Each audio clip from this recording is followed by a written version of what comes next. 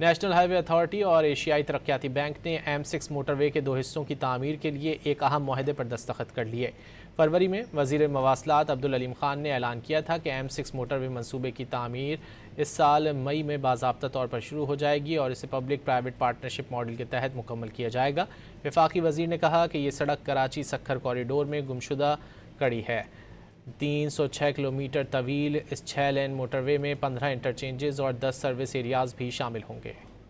National highway authority और एशियाई तरक्याती bank ने M6 मोटरवे के 2 हिस्सों की तामीर के लिए एक अहम मुआहदे पर दस्तखत कर लिए। फरवरी में वज़ीर मवासलात अब्दुल अलीम खान ने ऐलान किया था कि M6 मोटरवे मंसूबे की तामीर इस साल मई में बाज़ाब्ता तौर पर शुरू हो जाएगी और इसे पब्लिक प्राइवेट पार्टनरशिप मॉडल के तहत मुकम्मल किया जाएगा। वफाकी वज़ीर ने कहा कि ये सड़क कराची सक्खर कॉरिडोर में गुमशुदा कड़ी है।